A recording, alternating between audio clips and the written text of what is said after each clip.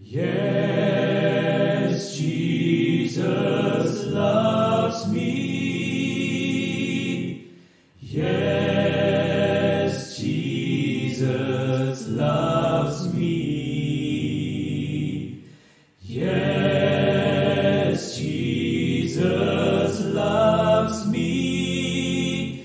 The Bible tells me so.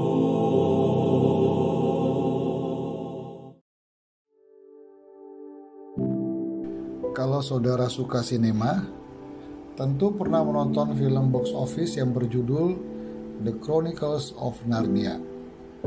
Film ini diangkat dari rangkaian novel dengan judul sama yang terdiri dari 7 seri. 3 seri diantaranya telah diangkat ke layar lebar. The Chronicles of Narnia sendiri memuat nilai-nilai Kristen yang dikemas dalam rupa kisah fantasi. Serial novel ini ditulis oleh seorang teolog Kristen yang sangat berpengaruh di abad 20 sampai sekarang. Teolog ini adalah Clive Staple Lewis yang biasa disebut C.S. Lewis. Sebelumnya, C.S. Lewis adalah seorang ateis yang sulit diyakinkan tentang keberadaan Tuhan.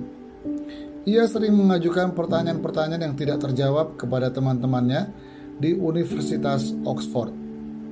Kalau Tuhan ada, mengapa Ia menciptakan alam semesta yang begitu besar, tetapi hanya satu planet yang dapat dihuni?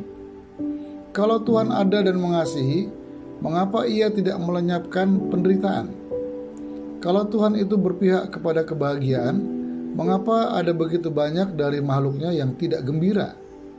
Kalau Tuhan itu maha baik dan maha kuasa, mengapa Ia tidak menyelenyapkan kejahatan?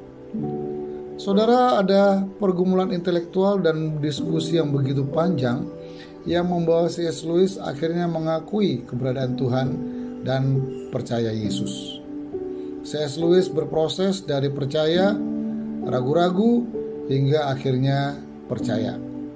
Salah satu teman diskusi yang paling banyak mempengaruhinya adalah Profesor J.R.R.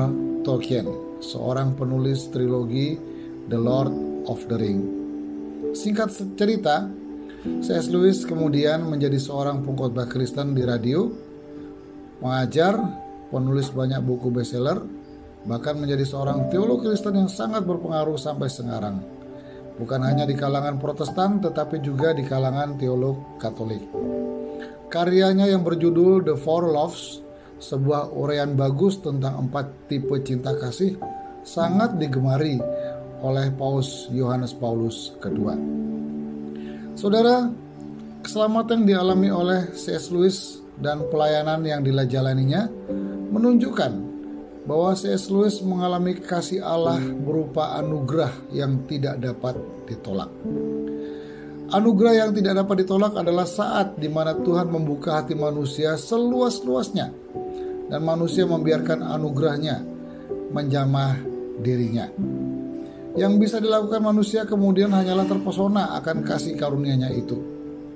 Anugerah yang tidak dapat ditolak ini juga yang dialami oleh Rasul Paulus, sehingga dalam surat yang pertama kepada Timotius di pasal 1 ayat 12-13 ia berkata, "Aku bersyukur kepada Dia yang menguatkan aku, yaitu Kristus Yesus Tuhan kita, karena Ia menganggap aku setia dan mempercayakan pelayanan ini kepadaku.